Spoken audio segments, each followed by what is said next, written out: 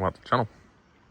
So here we have a Vauxhall Movano, same as a Renault Master, and it has got an engine light on, so it's got issues. So let's have a look at what they actually are.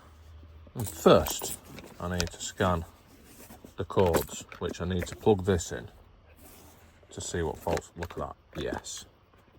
It's going well aligned, isn't it? This is basically a scanner, or a dongle, OBD, that connects to your phone.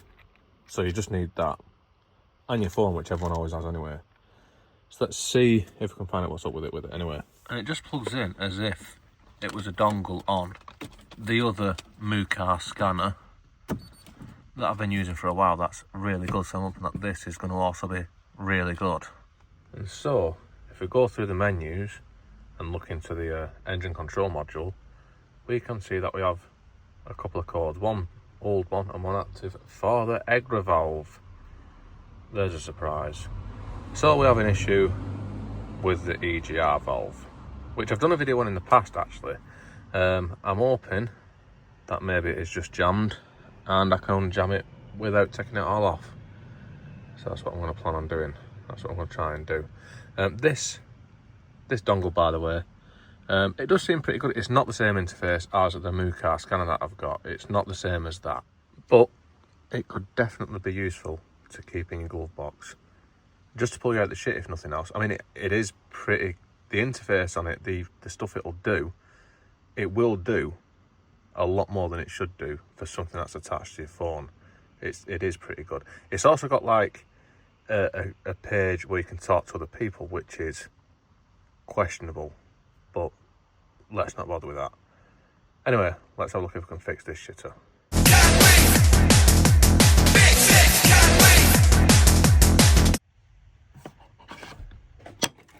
And if we make our way underneath the bonnet, we can see the engine.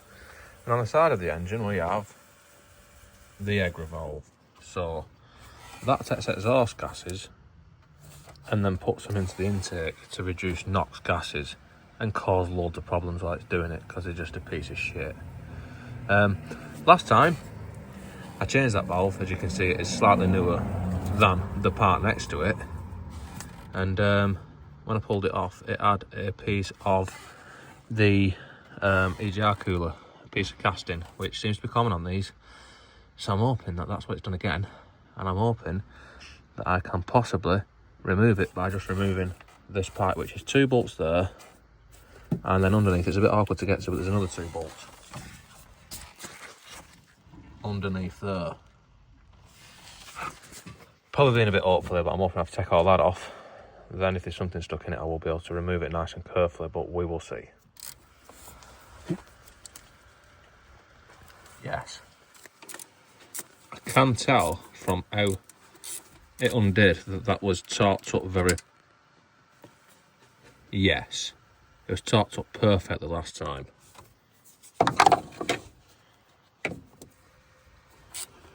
As was that one.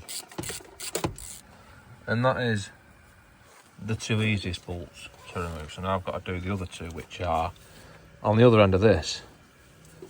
They shouldn't be too bad, but they're a bit more awkward. And saying that, it is quite awkward. I've got it running. Can't even see it, can you? Yes.